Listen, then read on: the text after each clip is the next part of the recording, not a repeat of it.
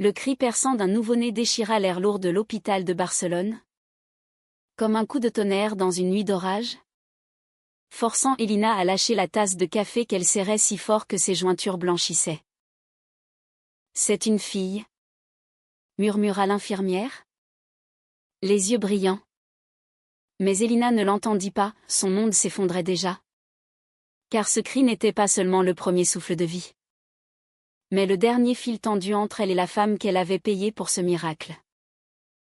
Céline. Allongée sur le lit. Le visage ruisselant de sueur et de larmes.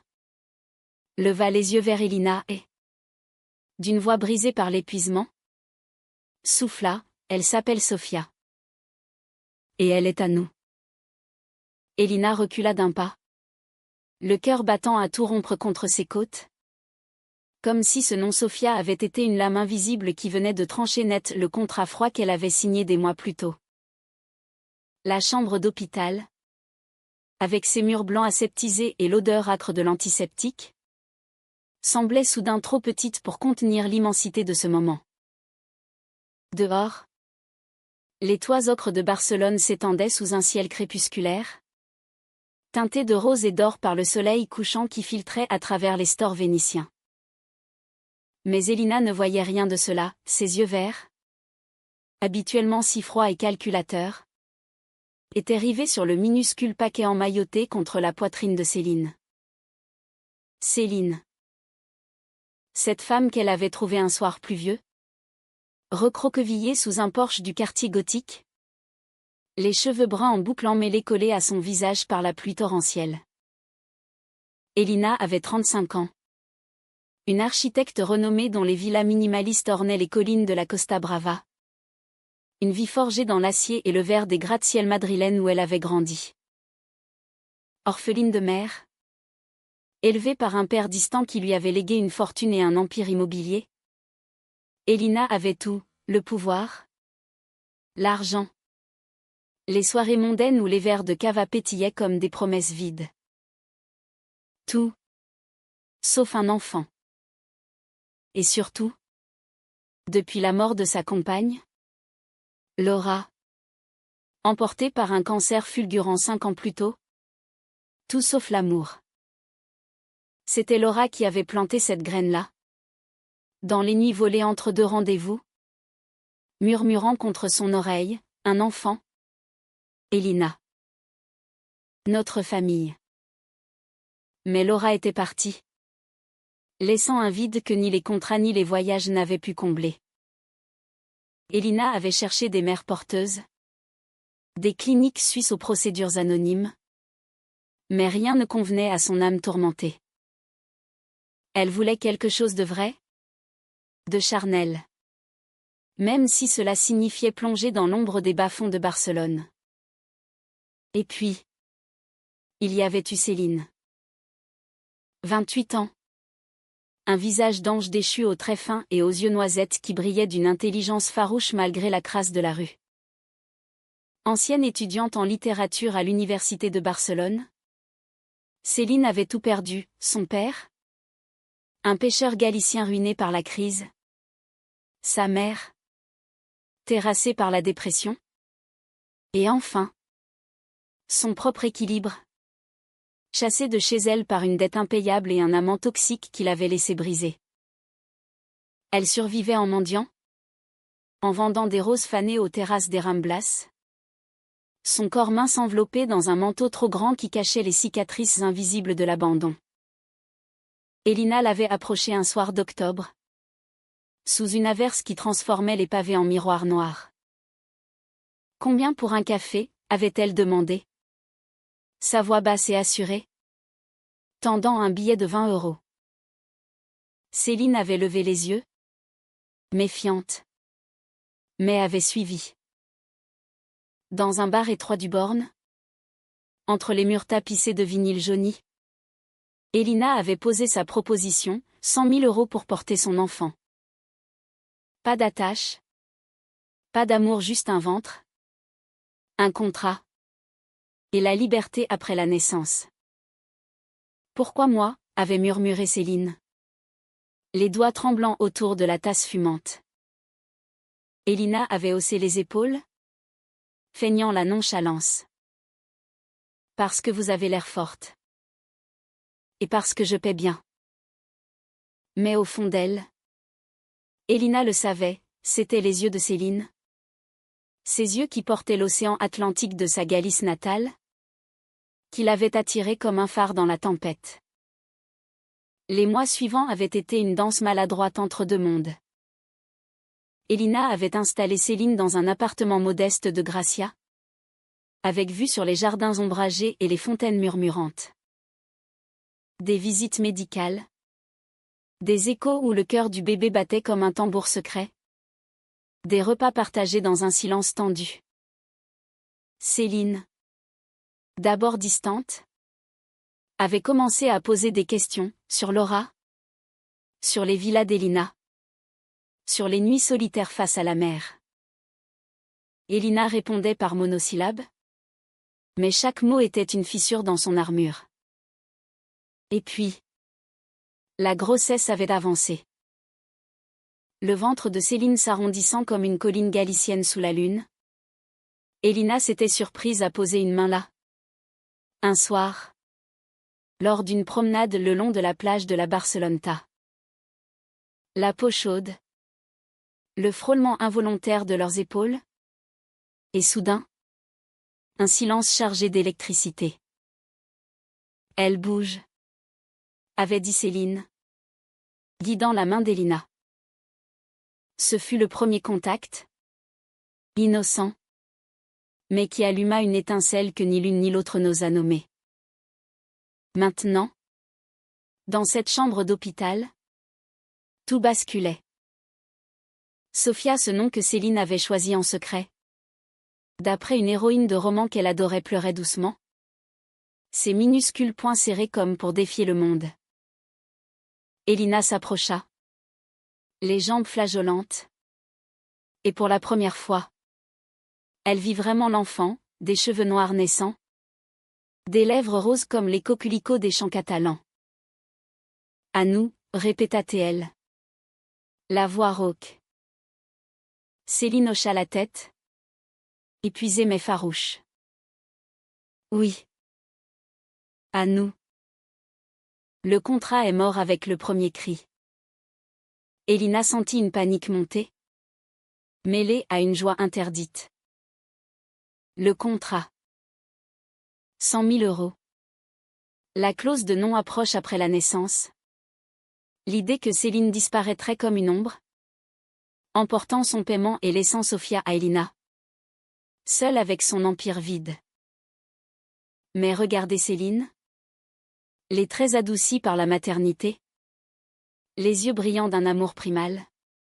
Elina comprit que rien ne serait plus comme avant. Elle s'assit au bord du lit. Prit la main de Céline, cette main calleuse, marquée par les rues, et murmura, « Raconte-moi Sophia. Raconte-moi nous. » Les jours suivants furent un tourbillon de murmures et de découvertes. L'hôpital de Sante-Pau, avec ses arches gothiques et ses jardins de palmiers, devint leur sanctuaire temporaire. Céline, encore faible, racontait des histoires, sa enfance à la Corogne, les vagues déchaînées de l'Atlantique qui venaient lécher les falaises, les livres de Garcia Lorca qu'elle dévorait sous les couvertures, rêvant d'un amour libre et fou. Elina, pour la première fois, se confiait, Laura, la musicienne aux rires comme des cascades, les nuits à composer des symphonies sur un violon usé, et la maladie qui avait tout volé, laissant Elina avec une maison trop grande à Sitges, face à la mer. Sophia devint le pont entre elles. Elina apprit à changer des couches, à bercer l'enfant jusqu'à ce que ses pleurs se muent en soupirs paisibles. Tandis que Céline observait, un sourire timide aux lèvres. « Tu es douée, » dit-elle un matin, alors qu'elle partageait un petit déjeuner de churros et de chocolat chaud, apporté par une infirmière compatissante.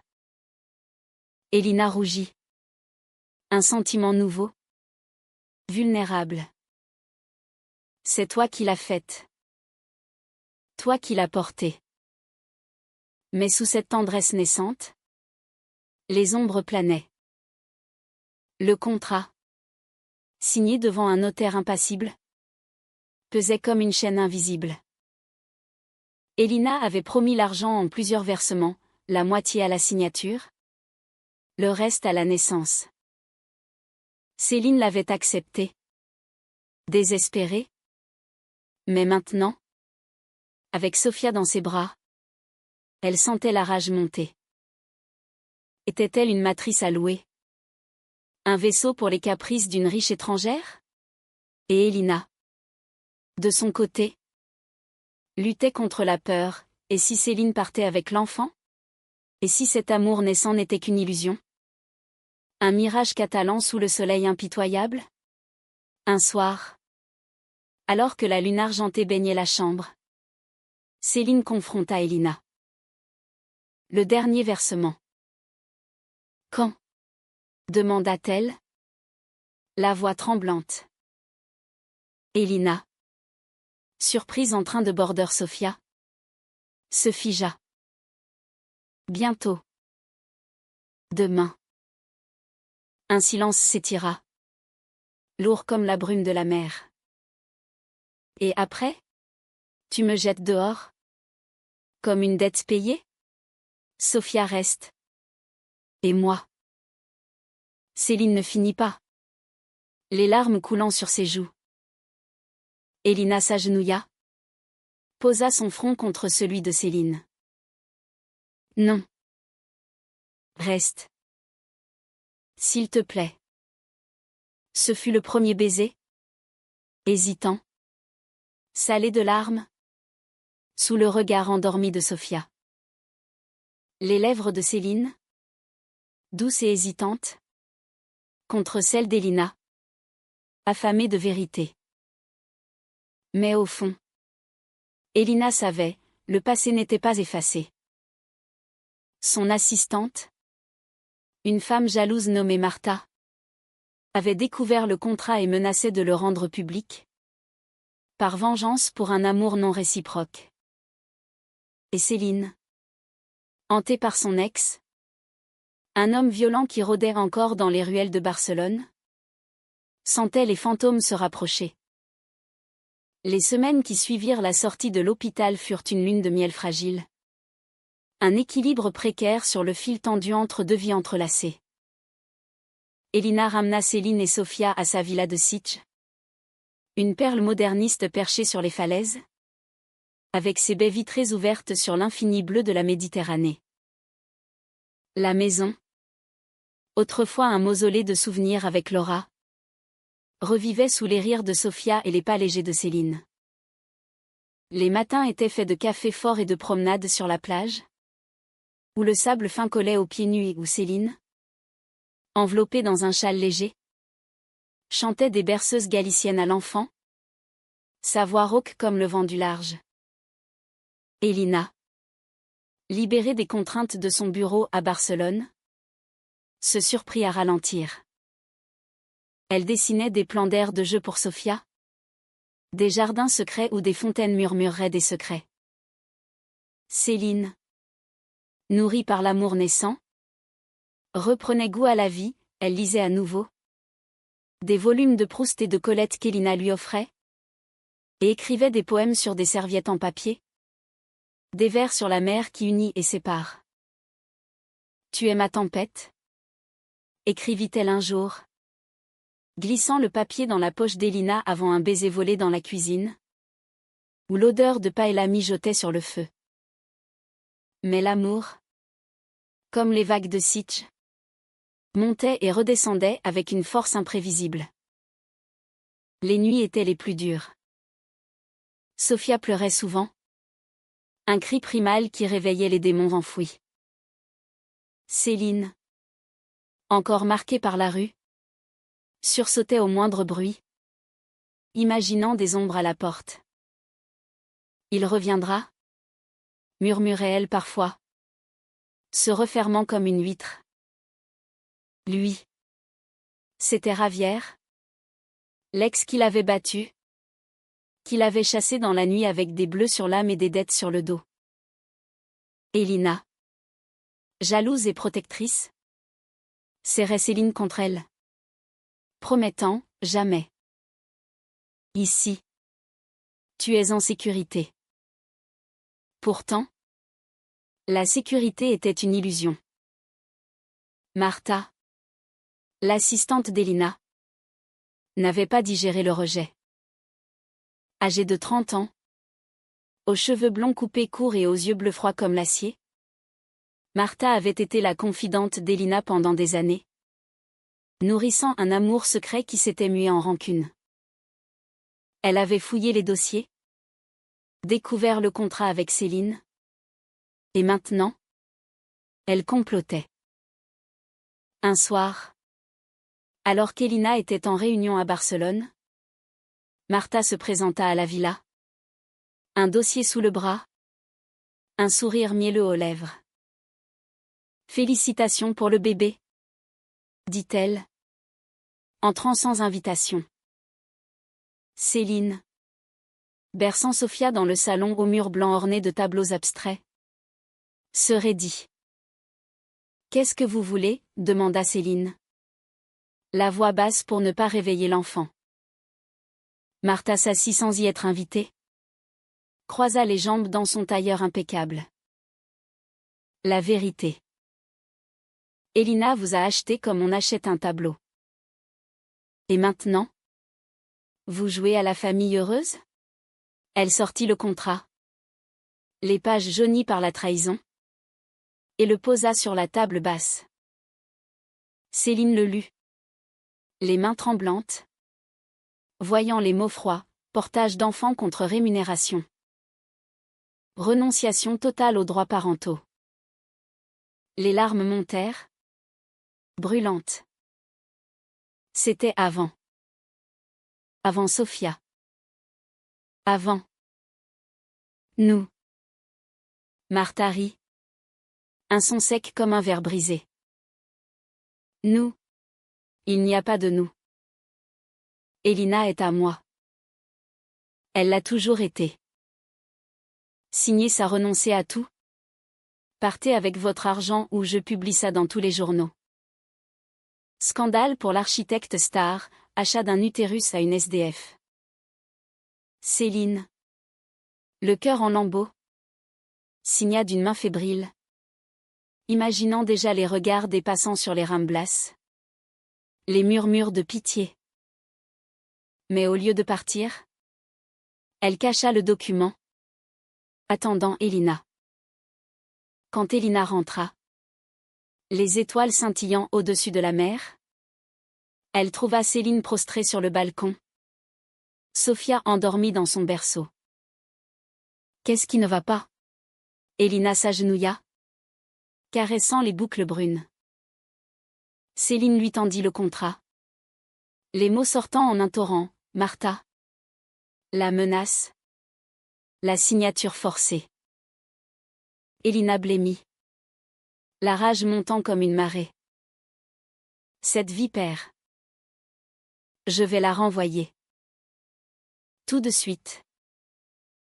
Mais Céline secoua la tête. Les yeux rougis. Non. C'est vrai? Elina. Tu m'as payé. J'étais un moyen. Pas une fin. Et maintenant? Sophia. Elle mérite mieux que nos mensonges. La nuit fut une tempête. Elles se disputèrent pour la première fois. Des mots aiguisés comme des éclats de verre. Tu m'as utilisé, cria Céline. La voix brisée par les sanglots. Elina. Acculée. Riposta, et toi? Tu profites. Sans moi. Tu serais encore dans la rue. Les mots planaient. Empoisonnés. Jusqu'à ce que Sophia pleure. Un rappel poignant de leur lien. Elina s'effondra. Prenant Céline dans ses bras. Pardonne-moi. J'avais peur. Peur de t'aimer? Peur de tout perdre encore. Elles firent l'amour cette nuit-là. Pour la première fois pleinement. Sur le balcon sous les étoiles. Leurs corps entrelacés comme les vignes du Penday. Tendres et désespérés. Céline. Arquée sous les caresses d'Elina. Murmura, je t'aime. Mais la confiance. Elle est brisée. Le lendemain. Elina affronta Marta dans son bureau de Barcelone. Une tour de verre dominant la Sagrada Familia. Tu es virée. Et si tu respires un mot? Je te ruine. Marta. Les yeux flamboyants de haine. Cracha, tu regretteras. Cet SDF te détruira. Mais Elina. Renforcée par l'amour. Ne flancha pas. De retour à Sitges.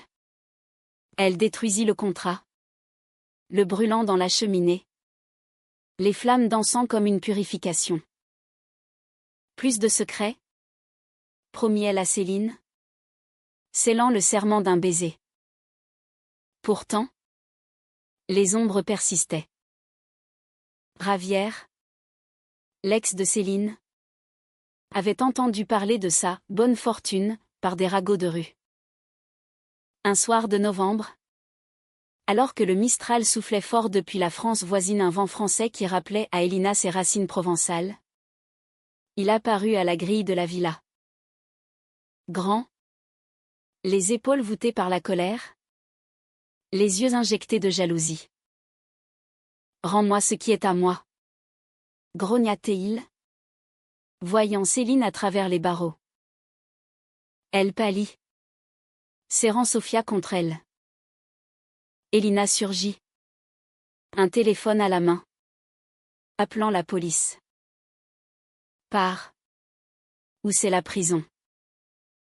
La confrontation fut brève mais violente, Ravière tenta de forcer la grille. Mais les vigiles d'Elina embauchés par précaution l'immobilisèrent. Il hurla des insanités. Jurant de revenir. De tout détruire. Céline trembla toute la nuit. Levée contre Elina. Qui veilla. Le cœur serré. Il ne s'arrêtera pas. Murmura-t-elle. Elina. Farouche. Répondit, nous sommes plus fortes. Ensemble. Noël approcha. Et avec lui. Une trêve fragile. Elles décorèrent la villa de guirlandes lumineuses et d'une crèche catalane. Avec des figurines en terre cuite représentant la Sagrada Familia. Sofia gazouilla ses premiers sons. Un mât incertain qui fit fondre leur cœur. Céline. Encouragée par Elina. S'inscrivit à des cours de littérature en ligne. Rêvant d'écrire un roman sur leur histoire. Elina. De son côté. Intégra des espaces verts dans ses nouveaux projets. Inspirés par les jardins de Céline imaginaire. Mais le destin. Capricieux comme les fêtes de la Mercè à Barcelone. Réservait un coup. Une lettre arriva. Anonyme. Avec une photo, Céline signant le contrat. Prise par Marta. La vérité sortira. Préparez-vous au scandale. Elina. Sentant la tempête. Décida de contre-attaquer, elle contacta un avocat. Prête à tout révéler elle-même. À transformer le contrat en témoignage d'amour. Mais Céline. Blessée par la trahison récurrente. Douta. Et si on fuyait? Vers la Galice. Ma terre. Loin de tout. La décision plana comme une ombre sur leur idylle. Jusqu'à la nuit de Noël. Sous le sapin scintillant. Avec Sofia endormie dans ses bras. Céline murmura, je veux rester. Avec toi. Mais promets-moi, plus de murs entre nous. Elina. Les larmes aux yeux. C'est là le pacte d'un anneau simple, acheté en secret à un joaillier du quartier gothique. Pour toujours. L'hiver s'installa sur Sitges comme un manteau de brume, enveloppant la villa d'un voile gris qui adoucissait les contours mais n'effaçait pas les fissures. Février apporta des pluies incessantes, des averses qui tambourinaient sur les tuiles rouges et transformaient la mer en une étendue d'étain agité. Elina et Céline, unies par leurs promesses, naviguaient les jours avec une tendresse renouvelée. Mais la lettre anonyme pesait comme une épée de Damoclès. Sophia grandissait. Ses yeux noisaient un mélange parfait dès lors observant le monde avec une curiosité insatiable, babillant des syllabes qui ressemblaient à des secrets partagés. Elina plongea dans le travail pour ancrer sa peur. Un nouveau projet l'absorbait, une fondation pour les femmes sans abri de Barcelone, inspirée par Céline. Des ateliers d'écriture, des formations professionnelles, des logements temporaires dans d'anciens entrepôts du Poblenou reconvertis en espaces lumineux. C'est pour toi, dit-elle à Céline lors d'une présentation, sa voix résonnant dans la salle comble. Céline, assise au premier rang avec Sophia sur les genoux, rougit, émue. Non. C'est pour nous toutes. Mais la jalousie de Martha n'était pas apaisée. Virée sans indemnité, elle s'était alliée à Ravière, une alliance toxique née dans les bars glauques du Raval. Ravière, libérée sous caution après son arrestation, nourrissait une rancune viscérale, Céline lui avait échappé. Et maintenant, elle vivait dans le luxe qu'il convoitait. Ensemble, ils ourdirent un plan, diffuser le contrat via les réseaux sociaux, avec des détails sordides pour maximiser le scandale. Martha, experte en manipulation, contacta un tabloïd local, El Periódico, promettant des exclusivités. Une lesbienne riche achète un bébé à une clocharde. L'histoire de l'année, ricana-t-elle au téléphone. La bombe éclata un matin de mars, alors que le printemps pointait timidement avec des amandiers en fleurs le long de la costa. Elina, en train de préparer le biberon de Sophia, alluma la radio par habitude. La voix du présentateur, grave et sensationnaliste. La FIJA, scandale à Sitges, l'architecte Elina Vargas impliquée dans un trafic d'enfants avec une ancienne sans-abri. Détail après la pub. Le monde s'effondra. Elina lâcha le biberon, qui se brisa sur le carrelage, et courut vers la chambre où Céline dormait encore. Réveille-toi. Elina secoua doucement l'épaule de Céline, le visage blême. Céline, les yeux ensommeillés, vit l'horreur dans le regard d'Elina et alluma son téléphone. Les notifications explosaient, articles, tweets, messages de soutien et d'insultes. Une photo floue d'elles deux sur la plage, titrée « L'amour acheté ». Céline lut le contrat cité mot pour mot. Et quelque chose en elle se brisa. « C'est fini », murmura-t-elle, se levant d'un bond, serrant Sophia contre elle comme un bouclier. Ils ont raison. J'étais une marchandise. Elina tenta de la retenir. Les mots se bousculant, non. C'était avant. Avant nous. Je vais tout expliquer. Une conférence de presse. La vérité. Mais Céline, les larmes coulant, secoua la tête. La vérité? Que tu m'as payé 100 000 € pour porter ton rêve? Que je suis la SDF qui a vendu son corps pour un toit? Sophia ne grandira pas dans ce cirque. Elle fit sa valise en hâte. Des vêtements jetés pêle-mêle. Le cœur déchiré. Elina, impuissante, appela son avocat, qui confirma, le scandale faisait les unes nationales. Avec des appels à une enquête pour trafic humain. Céline partit pour Barcelone. Hébergée par une ancienne amie de fac dans un appartement exigu de l'Eixample. Les jours suivants furent un cauchemar. Les paparazzi campaient devant la villa d'Elina. Flash crépitant comme des orages. Son téléphone sonnait sans cesse, clients furieux annulant des contrats. Amis feignant l'empathie. Elina. Seule avec les échos de Sofia. Errait dans les pièces vides.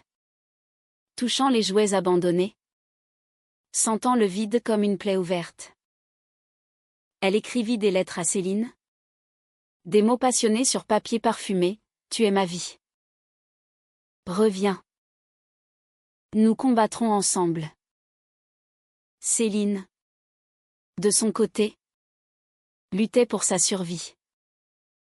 L'appartement était un refuge précaire. Et Ravière. Flairant la faiblesse. La pista. Une nuit. Il frappa à la porte. Ivre et menaçant. Tu crois que ton argent te protège? Rends-moi Sofia, hurla-t-il. L'ami appela la police. Mais Céline trembla. Les souvenirs de coups la submergeant. Elle contacta Elina en secret. La voix brisée, il est là. J'ai peur. Elina traversa la ville à tombeau ouvert. Slalomant entre les embouteillages de la ronda de Dalt. Arrivant juste à temps pour voir Ravière emmener menottée. Sur le pas de la porte. Sous la pluie fine de printemps. Elles se regardèrent. Trempées jusqu'aux os. Sofia. Dans les bras de Céline. Tendit une main potelée vers Elina. Maman. Gazouilla-t-elle. Et ce mot fut une décharge. Elina prit Céline dans ses bras. Ignorant les flashs des photographes au loin. Je t'aime. Plus que tout. Laisse-moi réparer ça. Elles rentrèrent à la villa. Un cessez-le-feu fragile. Elina organisa une conférence de presse. Face aux caméras voraces du monde entier. Debout dans son bureau. Flanquée de Céline qui tenait Sofia. Elle parla d'une voix ferme. Teintée d'accent catalan chantant, oui. Il y a eu un contrat. Mais il a été déchiré par l'amour. Céline n'est pas une sans-abri, elle est la mère de ma fille. La femme de ma vie. Nous avons tous des passés sombres. Mais l'avenir est lumière. Les mots résonnèrent. Humains. Touchants. Et pour la première fois. Les journalistes applaudirent. Le scandale s'apaisa. Transformé en histoire d'amour improbable. Relayé par des blogs progressistes et des podcasts sur les droits LGBTQ+. Martha fut arrêtée pour chantage. Ravière condamnée à une peine ferme. Mais la blessure entre Elina et Céline suppurait encore. Les nuits étaient remplies de silence. De regards évités. Céline. Hantée par la trahison publique.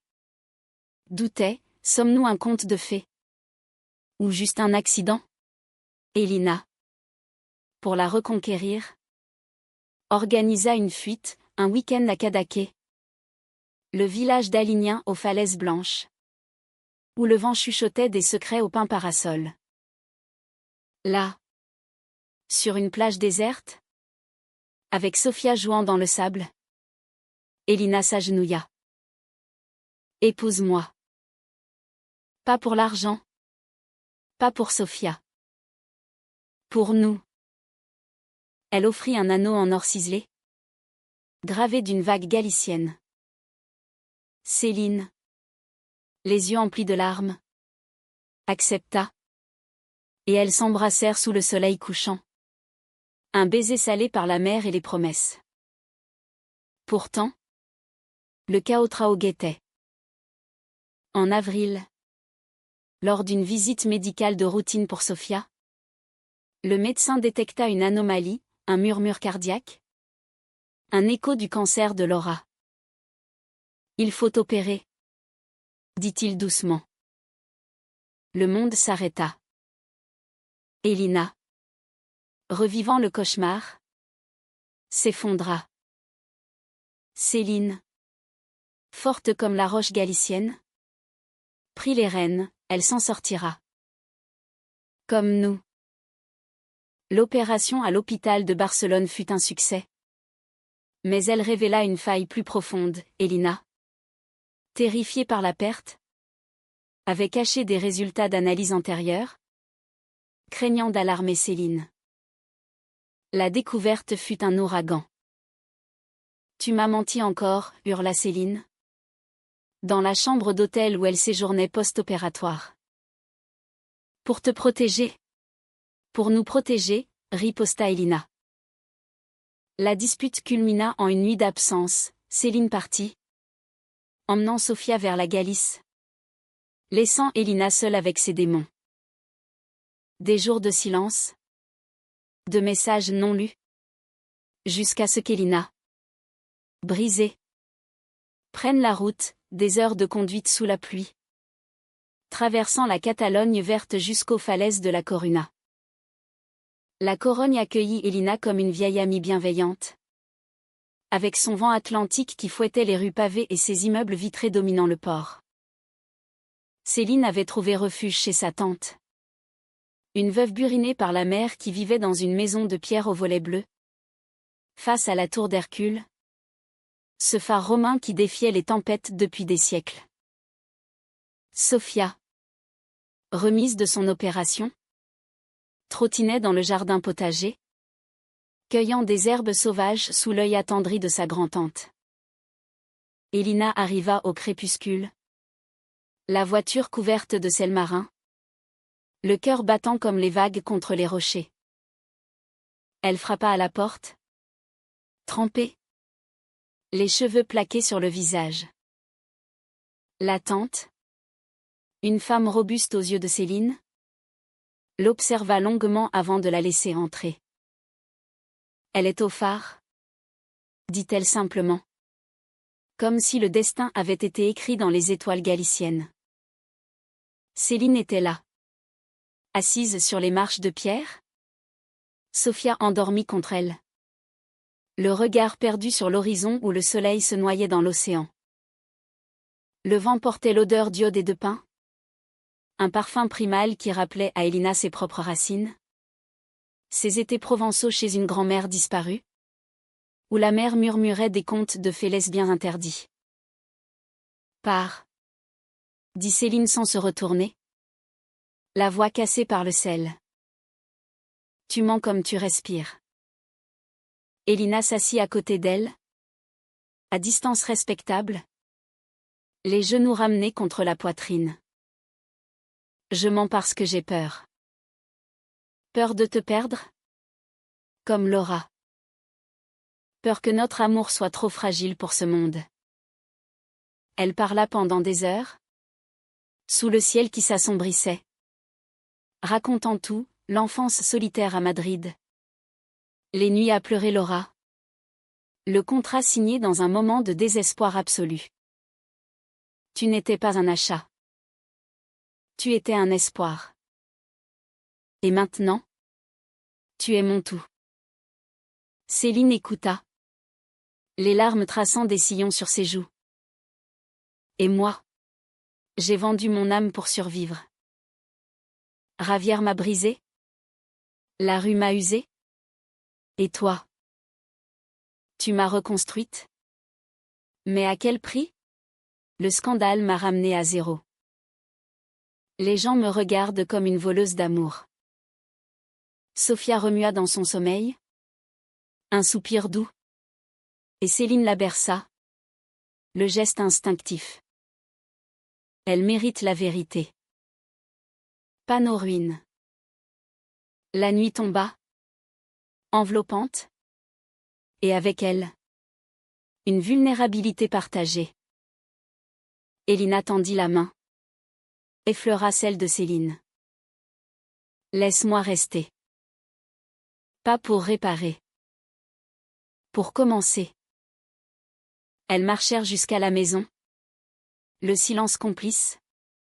Et là, dans la chambre aux murs blanchis à la chaux, elles se réconcilièrent. Pas avec des mots, mais avec des caresses lentes, des murmures en français, la langue secrète d'Elina, apprise dans les livres de sa grand-mère, et en galicien, le dialecte chantant de Céline. Leurs corps, marqués par les batailles, s'entrelacèrent comme des racines anciennes. Un amour charnel et spirituel, où chaque baiser effaçait une cicatrice. Le matin apporta une décision. Céline, fortifiée, accepta de rentrer. Mais à ses conditions, plus de secrets, une vie partagée, loin des paillettes d'Elina. Elles vendirent la villa de Sitges, investirent dans la fondation, et s'installèrent dans une maison modeste à Gracia, avec un jardin pour Sofia et une bibliothèque pour Céline. Elina réduisit ses projets, se concentrant sur des architectures humaines, des refuges pour femmes battues, des espaces inclusifs pour familles arc-en-ciel. Céline publia son roman. Un récit semi-autobiographique intitulé Vagues d'argent, qui devint un best-seller, célébrant l'amour lesbien comme une force océanique. Ravière, emprisonnée pour violence, écrivit une lettre de regret que Céline brûla sans la lire. Martha, ruinée par un procès pour diffamation, disparut dans l'anonymat. Un rappel que la trahison se paie toujours. Sofia grandit. Trilingue catalan, espagnol, français, courant dans les ruelles de Barcelone. Un symbole vivant de résilience. Des années passèrent, et leur amour s'approfondit. Comme un vin de priorat. Riche et complexe. À 40 ans, Elina, les tempes légèrement argentées, épousa Céline lors d'une cérémonie intime sur la plage de la Barceloneta, avec Sofia portant les alliances. Les invités, un mélange d'amis et de rescapés de la fondation, levèrent leur verre de cava sous un ciel étoilé. À l'amour qui change tout, porta Elina, sa voix émue. Mais la vie, dans sa tendresse humaine, n'oubliait pas les ombres. 10 ans après la naissance, Sofia, adolescente aux boucles brunes et aux yeux verts, découvrit le contrat enfoui dans un vieux tiroir. C'est vrai, demanda-t-elle, blessée, lors d'un dîner familial. Elina et Céline, assises de part et d'autre, se regardèrent, puis racontèrent tout, la rue, l'argent, la naissance qui avait tout transformé. Vous n'étiez pas un achat, conclut Céline, prenant la main de sa fille. Tu étais un miracle. Et nous? Une famille forgée dans le feu. Sofia pleura, puis rit. Un rire libérateur. Je vous aime. Toutes les deux. Ce fut le dernier conflit. Le plus doux. Une catharsis qui scella leur lien. Elina et Céline, vieilles amoureuses aux rides partagées, se promenèrent souvent le long des Ramblas, main dans la main, Sofia courant devant. Dans ce Barcelone vibrant, où la mer rencontre la terre et où l'amour défie les conventions, elles avaient trouvé leur havre, un amour humain, imparfait, éternel. Et parfois, au crépuscule, Elina murmurait à Céline, contre son oreille, merci pour Sofia. Merci pour tout. Céline souriait, les yeux pétillants. Non. Merci pour nous.